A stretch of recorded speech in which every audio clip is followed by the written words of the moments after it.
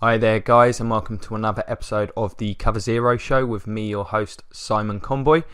Just here with another episode reviewing a team's free agency moves just after the first wave. Continuing to mow on through the AFC, moving on to the AFC East, and beginning there with the Buffalo Bills. Where to start with the Bills last season? A franchise in disarray is how it looked to me. Now, I don't understand quite what the issue was with Ryan. I think there's some issue with sort of the public perception of him, the way he comes across and kind of handles himself, that certainly led to his demise in Buffalo. I personally think last year he did a great coaching job with this team.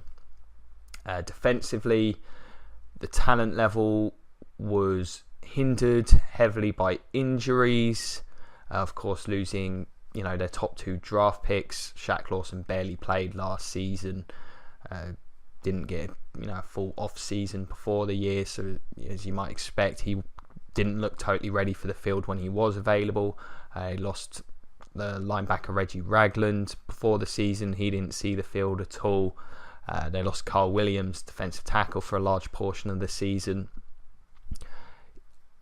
All things considered, I think the defense did an admirable job there. The offense is always going to be difficult to sort of describe, because Tyrod Taylor is one of the most difficult quarterbacks to evaluate, in that I don't know if I've seen a quarterback that seems to have less of an idea of what an NFL offense should look like, but you can't deny the effectiveness. I mean, he throws a wonderful deep ball, of course dangerous with his legs, but I'm not sure if he knows how to read an NFL defense on like a level that even a lot of backup starting quarterbacks, a lot of the plays look very, very improvised with him on a level I don't know if I've seen with anyone else. You always hear about these improvised sort of street ball type plays, but I mean, the vast majority of Bills pass plays look that way, and I think that's where this kind of disconnect between the front office and the coaching staff and Taylor himself, with the strange contract that he was on and all of those issues, I think that's sort of where it stemmed from. I'll probably do an episode dedicated to this, because it is very hard to know what to make of him, because he is such a sort of unique player when you watch him on tape. And as I say, the effectiveness is what makes it so difficult to kind of decide what the team should do. And that, it had receiving injuries. Sammy Watkins hasn't been able to stay healthy for them. He's been a dangerous and effective player when he is. LaShawn McCoy missed a couple of games. Again, fantastic when healthy. Frankly, to do what they did, I think, as I say, great coaching job from Rex. I think a lot of the players let him down. I'll discuss some of them. One of them on his way out, Stephen Gilmore, has gone to the rival Patriots. I think he performed poorly last season, having been, borderline all-pro player the previous couple of years. He was in a contract year, whether it was him taking it easy, being unhappy with what he was asked to do, or just plain struggling, I'm not sure. A strange season in Buffalo. Obviously, expectations were high. They'll be going in with a whole new staff next year. The front office, they're kind of keeping somewhat quiet. Obviously, a lot of unrest in Buffalo. And quite a lot of needs still on this team. Again, this is why I think they somewhat overachieved, considering the circumstances. Injury bug hit them as hard. They're one of the hardest hit franchises for sure last season. So in terms of the needs going into this free agency period, I've got defensive tackle Marcel Darius, still somewhat unreliable when he's on the field. He's a great player, but Carl Williams is getting up there in age. They need corners. Particularly with, this was assuming Gilmore wasn't going to come back to the team. Absolutely need a cornerback, and I had wide receiver. I think outside of Sammy Watkins, the other players they've got at the position are just mediocre sort of third receiver types. If they can get a really solid number two, particularly one who complements what Sammy Watkins offers well, then I think this team will be very well off. there's other needs. I think there's quite a lot on this team, but I think those are the ones that could most directly help them next year. So, been very active. As is often the case with teams that change coaches. Some moves I like, some not so much. I'm not even going to be able to go through all of these because some of them there's not really a huge amount to say, and there's so many of them. This would end up being my longest video. So Tyrod Taylor's coming back on some kind of restructured contract. Do not have that information yet. I'll be sure to discuss it when I do. Once I've got that info, it's probably when I'll do that video I mentioned where I go over the Tyrod Taylor enigma. Makes sense for them. I think he's been an effective quarterback. As I say, I'm not sure how to evaluate because it just is so different from anything else I've seen. But, you know, the stats aren't always there. It doesn't always look pretty. But I feel like the offense runs effectively through him, especially with the support from that run game that they get. LeSean McCoy, of course, has been superb in his time in Buffalo. One of my favourite signings of the season is bringing in Micah Hyde from the Packers. Incredibly versatile defensive back. They can use him special teams, safety. They can use him in the nickel if need be on a 5-year, $30 million deal, 14 guaranteed.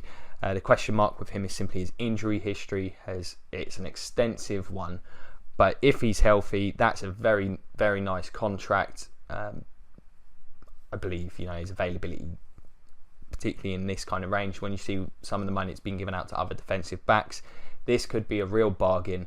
This is a kind of player I think any team would be more than happy to have. You know, that flexibility, it does wonders for overall team quality and depth. So this is a really good signing, one of my favourite moves of free agency so far. I brought back Lorenzo Alexander, who had a breakout season. I believe became the oldest player to ever record his first double-digit sack season last year. 2 years. I mean, I feel like this has been kind of a contract given out sort of out of respect for the player because they're going to a 4-3. I don't know what his role is there because, you know, he had 10 sacks as a blitzing sort of inside backer, played on the outside at times. Well, more on the outside, but blitz from the inside quite often. I don't know what his role is in a 4-3. You don't want him in on pass downs unless it's as a rusher. But are you going to line him up at end? I'm not sure. Maybe they'll do some stuff with mixed fronts. It's not a huge amount of money, but I mean, considering his age, I have to be critical of this deal. It's a 1-year wonder. I don't know if he fits the new scheme. Yeah, it's a bit of a strange one. As I say, I feel like there might be a bit of a well done, thanks to, because apparently he's a great teammate and, you know, leader in the locker room and stuff. So congrats to him on the contract, but I have to be critical of this move for the Bills. They brought in a pair of fullbacks, Mike Talbot, formerly of the Panthers, for veteran minimum. Don't know how much he'll sort of play because they also signed Patrick DeMarco, formerly of the Falcons. So I'll sort of evaluate these two at the same time. He's got quite a lot of money for a fullback, like still not much because it's a fullback, 4 years, $5 million. So I don't know, maybe Talbot's been brought in as an option as a power back with that bit of versatility. He can play fullback in a pinch. Clearly they're planning on using a fullback in that system. I think that's fine. LeSean McCoy, one of the best ball carries in terms of his vision, he's the kind of player I think that utilises a fullback very effectively. So that's a good move. DeMarco very good in his time in Atlanta. This is going to be, once again, I think one of the most run-heavy teams in the NFL next season. You'll see a lot of that power game. So that's another solid signing for them. Beyond that, brought in Vlad Dukas, 3 years, 3.5. Not particularly good player, but he's not going to be starting. You can see that from the contract. I think you can probably play him at guard in an at pinch if absolutely necessary. He'll give them a backup tackle, who of course you don't want to see on the field. But I'll never criticise the team for depth. Also brought in Stephen Hauschka, formerly of the Seahawks, at kicker. Butler, the receiver formerly of the Chargers, I believe. I think he was with the Browns last year. Should have made a note of that one. Justin Poyer, the former Browns safety. He got 4 years, 13 mil. He might be potentially starting for them next year. Hard to evaluate anyone that's played for Cleveland, because in a vacuum, because they were just generally poor.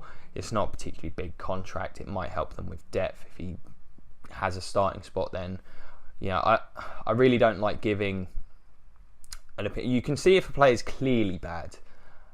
I don't think I had that opportunity with Poyer being in that secondary for the Browns was a real challenge. They had no pass rush for large swathes of last year. So this is one I would like to be given the opportunity to revisit, if I'm honest with you. In terms of losses, some losses there. As I said, I felt the receiving group was pretty mediocre outside of Watkins. Those guys are gone. Justin Hunt are gone to the Steelers. Robert Woods signed what I think is one of the more absurd deals of free agency to go to St. Louis. I don't blame the Bills for not even bothering to compete with that kind of contract. Just simply not worth it. Gilmore, based on the way he played last year, you'd have to think he doesn't want to be in Buffalo. If that's the case, you can't give him the kind of money the Patriots did. The way he played last year, I think, is a big red flag when you're giving a player the kind of money that Gilmore got. So, again, won't be too critical there. And they lost just a speed receiver in Marcus Goodwin. Caught a few deep passes last year. That's really all he offers. They can probably find someone like that if they really wish to replace him. Hopefully someone who can add a bit more to the offense rather than I can run a go route and that's it. At least add a deep cross to the mix. That'd be nice. There's plenty of players still out there. It's crazy amount of free agency involvement the Bills had. Dang. So you've got Aaron Williams. His career may be over after that brutal block from Jarvis Landry. Caused a neck injury. Possible retirement there. Kicker Dan Carpenter. EJ Manuel, I think he's done. A team might sign him as a backup. I don't think we'll see him as a starter in the NFL again. Inside linebackers, Zach Brown and Brandon Spikes. Spikes just seems like a Rex Ryan type of player. I don't think he'll be back. I think Zach Brown played quite well for them last year. Wouldn't be surprised to see him come back. They've got a need at the linebacker position. He's played in a 4-3 in the past. I think he could be a reasonable outside backer for them. James E.A.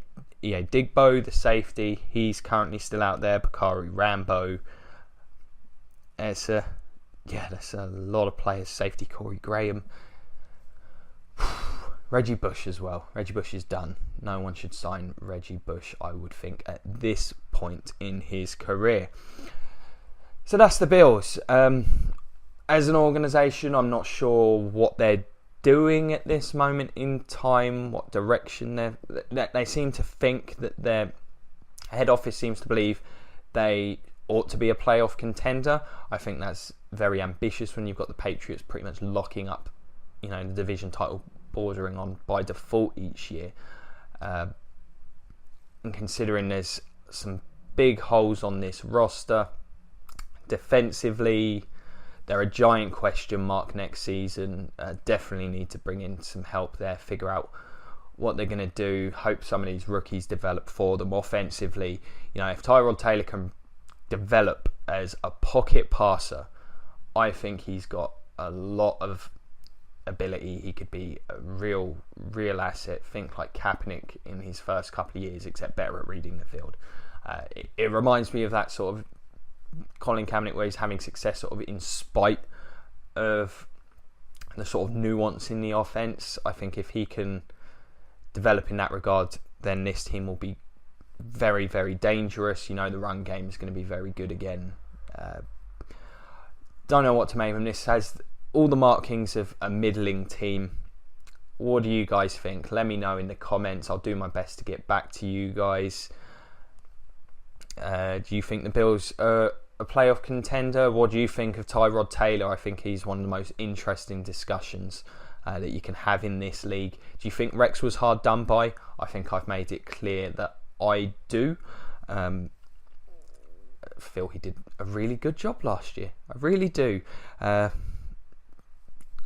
don't know what do you think's going on in this front office? I think they've been a strange one for a while now.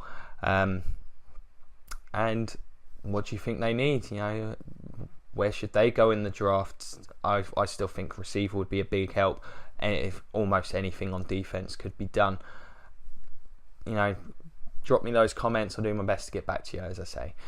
But, you know, it's been a pleasure as always. Don't forget to, you know, like, share, subscribe, all that good stuff. Check me out on Twitter.